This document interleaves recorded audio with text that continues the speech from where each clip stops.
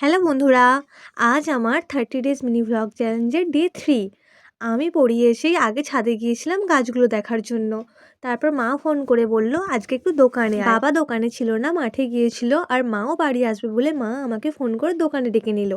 আমি দোকানে বসেই টিফিনটা করে নিলাম। এটা আমাদের মুদিখানা দোকান। মুদিখানা দোকানের তো অনেক জিনিস থাকে, তোমরা জানোই। আমি অর্ধেক জিনিসের দামও জানি না, তাও দোকানে থাকি। আর কিছু দরকার হলে মাকে ফোন করে দাম জিজ্ঞাসা করি। আজ ছিল বৃহস্পতিবার, মা বাড়িতে পুজো করবে বলে তাড়াতাড়ি বাড়ি চলে গিয়েছিল।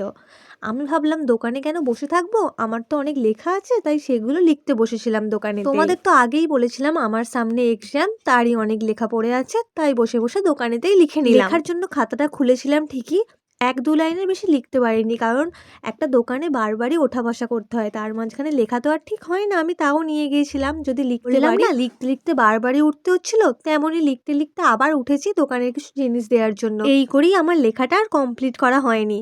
তারপর দোকান থেকে বেরিয়ে দেখি এই দুষ্টু বিচ্ছুগুলো কি কাণ্ড করেছে। তোমাদের দেখাই, দাঁড়াও, এই দুষ্টু বিচ্ছুগুলো কি করেছে।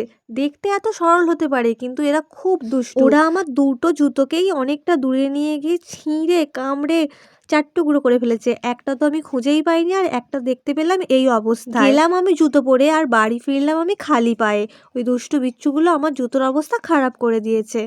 এই যে আমাদের পুচকিটা, যার কাল 3টে ইঞ্জেকশন হয়েছে, সারা রাত ঘুমায়নি, সারাদিন এবার ঘুমাচ্ছে। আমি আমার কাকিমার কাছ থেকে আরও একটা ইনডোর প্ল্যান্ট নিয়ে এসেছি, সেটাকেই একটু জল দিয়ে রাখলাম। ইনডোর প্ল্যান্টগুলোকে মাটিতে রাখতে হবে, কিন্তু আগে এখন আমি জল দিয়ে কিছুদিন এইভাবেই রাখছি, একটু সময়ের জন্য মাটিতে বসানো হচ্ছে না।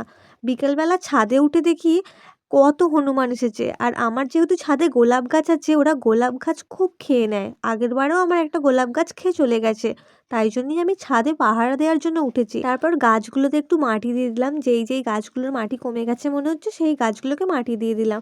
চলো দেখাই, আমার স্ট্রবেরি গাছের প্রথম ফুল এসেছে। আমি তো দেখে খুব আনন্দ পেয়েছি, স্ট্রবেরি গাছে প্রথম নতুন ফুল এসেছে। এই হনুমানটাকে দেখো, তার বাচ্চাটাকে নিয়ে কেমন ছুটছে। তারপর সন্ধ্যায় মা একটু চাউমিন করেছিল, চাউমিন খেয়েছিলাম। আমার এই ভিডিওটা এই পর্যন্তই। দেখা হবে আবার অন্য কোনো ভিডিওতে। Good night.